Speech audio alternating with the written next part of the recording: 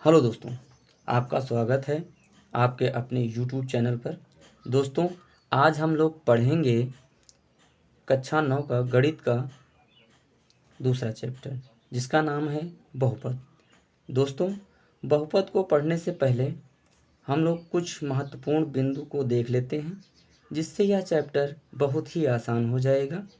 तो चलिए दोस्तों, बगैर देर लगाए हुए हम लोग स्टार्ट करते हैं बहुपद। तो सबसे पहले दोस्तों हम लोग जान लेते हैं कि चर क्या होता है। चर होता है कि इनका मान निश्चित नहीं होता है, जैसे ए, बी, सी, एक्स, वाई, जेड आदि। इनका मान निश्चित नहीं होता है, इनका मान परिवर्तित होता रहता है। और यदि अगला है अचर पद, इनका मान निश्चित होता है, जैसे 1, 2, 3 और आदि तक या आगे तक रहते हैं। इनका मान निश्चित होता है, जैसे किसी का मान 1 हो गया तो वो 1 होता है, 2 है तो मीन्स 2 है। ठीक है। अगला हम लोग देखते हैं बीजीय व्यंजक। बीजीय व्यंजक क्या होते हैं? अचर और चर के गुणनफल को बीजीय व्यंजक कहा जाता है, जैसे 2x, x square plus 4, x cube plus 2x, ये हैं बीजीय व्यंजक। ठीक है। अब आगे हम बढ़ते हैं, देखते हैं कि बहुपद की पहचान कैसे करते हैं।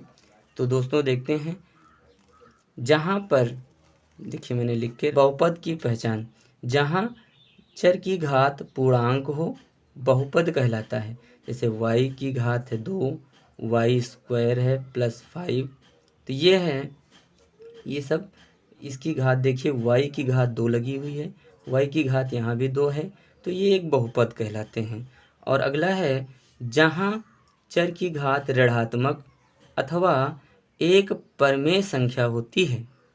चर की घात एक ऋणात्मक अथवा एक परमेय संख्या होती है तो वह बहुपद नहीं कहलाता है।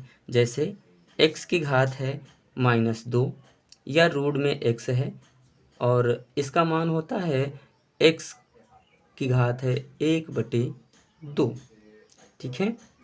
अब आगे हम लोग बढ़ते हैं, आगे है बहुपद के गुणांक। ठीक है। तो देखते हैं कि चर पद के साथ जो अचर पद गुणे में लगा होता है वही उसका गुणांक कहलाता है। जैसे कि यहाँ पर देख लें हम लोग, तो ये लिखा हुआ है 3x प्लस 2, इसका गुणांक जो है x के साथ में क्या लगा हुआ है 3, तो इसका गुणांक हो जाएगा 3।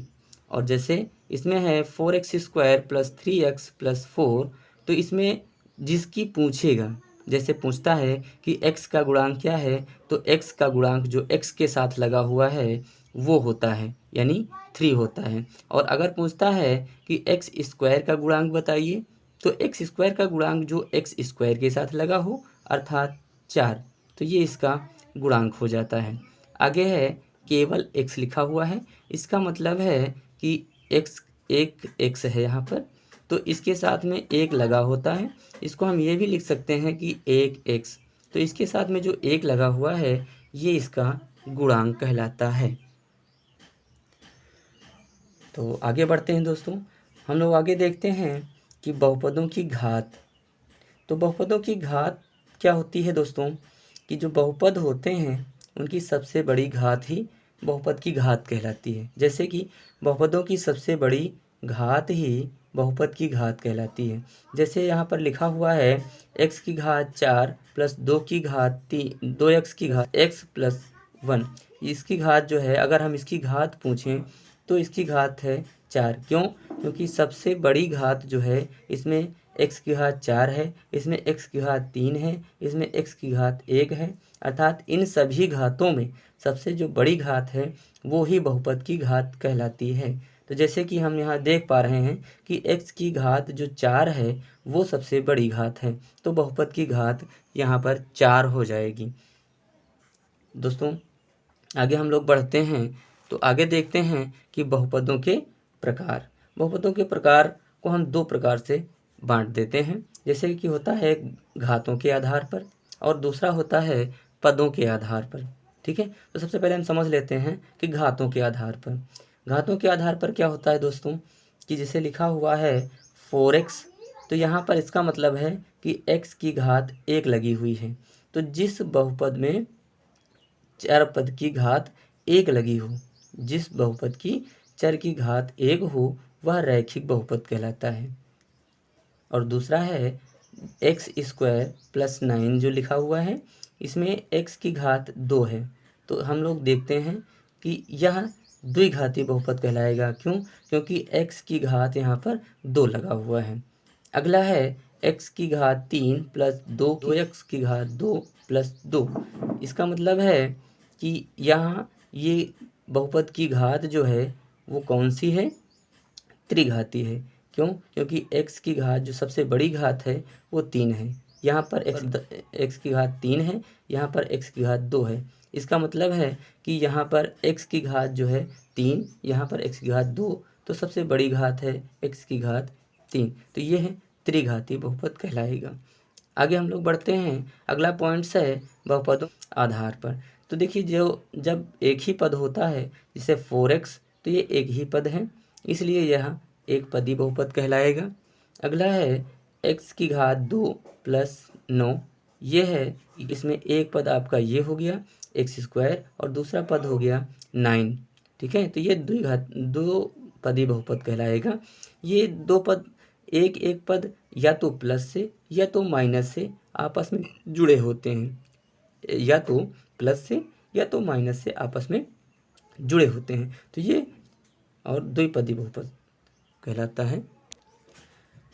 तो अगला दोस्तों है पॉइंट्स पदों के आधार पर। पदों के आधार पर हम देखते हैं कि 4x ये क्या है? एक पदी बहुपद है। क्यों? क्योंकि इसमें एक ही पद है। अगला है कि एक्स स्क्वायर प्लस 9, यानी ये दो पदी बहुपद है। क्यों? क्योंकि इसमें दो पद हैं, एक एक्स स्क्वायर है और दूसरा 9 है, तो ये दो पदी बहुपद है, दो पदी बहुपद कहलाता है। क्यों? क्योंकि इसमें दो पद हैं और ये पद एक दूसरे से प्लस या माइनस से जुड़े होते हैं। अगला है C number, X cube plus 2x square plus 2, यानी ये त्रिघाती बहुपद है। क्यों? क्योंकि इसमें 3 पद हैं। ठीक है, 3 पद हैं और ये आपस में एक दूसरे से प्लस या माइनस से जुड़े हुए हैं, तो इसलिए यह पद कहलाता है। तो ठीक है मित्रों, तो दोस्तों यह वीडियो आपको कैसा लगा हमें कमेंट करके कमेंट बॉक्स में ज़रूर बताएं, तथा मेरे चैनल को सब्सक्राइब कर लें और अपने दोस्तों और मित्रों को ज़्यादा से ज़्यादा शेयर करें, जिससे आगे आने वाली हर वीडियो की नोटिफिकेशन आप लोगों तक ज़रूर पहुंच जाए। धन्यवाद।